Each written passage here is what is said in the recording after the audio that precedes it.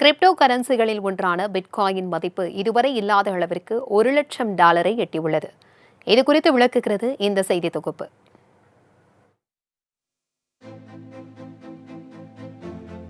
Crypto currency குறித்து பொதுமக்கள் இன்னும் பெரிதளவில் அறியாமலேயே இருந்தனர். ஆனால் உலகளவில் தற்போது கிரிப்டோ கரன்சியில் முதலீடு செய்து வருவது அதிகரித்து வருகிறது. கிரிப்டோ கரன்சி என்பது ஒரு டிஜிட்டல் கட்டண முறையாகும். இருக்கு ஆனா இல்லை என்ற சினிமா வசனத்திற்கு ஏற்ப ஆன்லைனில் ஒரு கிரிப்டோ கரன்சியை வைத்து அதில் முதலீடு செய்வதும் அதன் மதிப்பு சந்தையில் உயர்ந்தால் அதற்கு லாபம் கிடைக்கும். இந்த கிரிப்டோ கரன்சியில் bitcoin, ethereum, tether, solana, BNB உள்ளிட்ட 50க்கும் மேற்பட்டவை உண்டு. இவற்றில் ஒவ்வொரு காயின்கள் மீதும் பலர் தேவைக்கேற்ப முதலீடு செய்வதுண்டு. இவ்வாறு கிரிப்டோ கரன்சியில் முதலீடு செய்து அதில் கிடைக்கும் 30% பணத்தை அரசுக்கு வரியாக கட்ட வேண்டும்.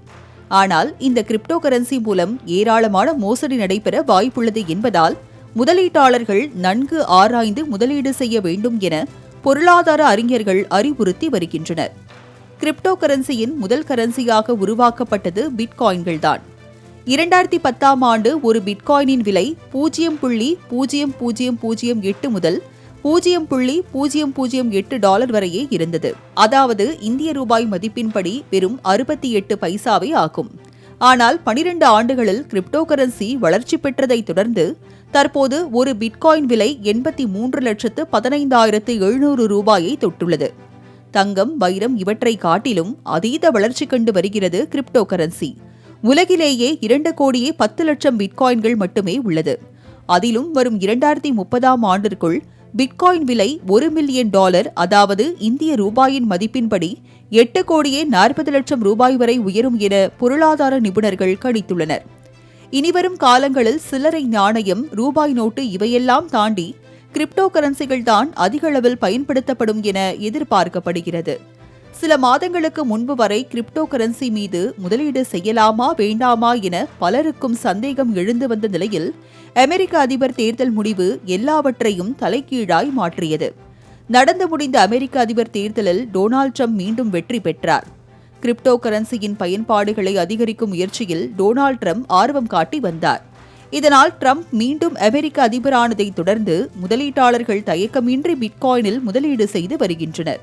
உலகின் பல நாடுகளிலும் ஒரு சில அங்காடிகளில் கிரிப்டோ கரன்சி பயன்பாட்டில் உள்ளது. ஆனால் இந்திய அரசு பல்வேறு கட்ட போராட்டங்களுக்கு பிறகு தற்போதுதான் கிரிப்டோ கரன்சியை ஏற்றுக்கொண்டது. சாமானிய மக்களுக்கு, உழைக்கும் மக்களுக்கு அவர்களுடைய சேமிப்பை முதலீடு செய்வதற்கு கிரிப்டோ அப்படிங்கிறது உகந்த ஒரு வழி திட்டம் கிடையாது. வேறு திட்டங்களில் முதலீடு செய்யலாம். நான் ஏற்கனவே சொன்ன மாதிரி இது யார் இதை கண்காணிப்பது? நாளைக்கு அப்படியே அவர்களுக்கு முதலீட்டாளர்களுக்கு பண நஷ்டம் ஏற்பட்டதுனால் எங்கேயுமே முறையிட முடியாது. எந்த ஏஜென்சியில் இந்தியாவில் முதலீட முடியாது. உலகளாவிய குளோபலாகவும் அவங்க எங்கேயுமே போய் முறையீடு பண்ண முடியாது. அதனால் இது கிட்டத்தட்ட ஒரு சூதாட்டம் அப்படிங்கிற அடிப்படையில் தான் நம்ம எடுத்துக்கொண்டு இதை அணுகணுமே தவிர இது முதலீட்டு வழியாக பார்க்கவே கூடாது.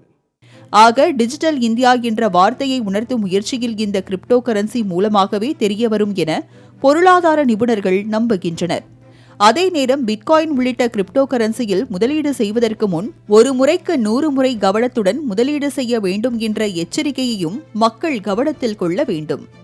மாலை முரசு செய்திகளுக்காக ஒளிப்பதிவாளர் ஜெகதீசனுடன் செய்தியாளர் சுரேஷ்.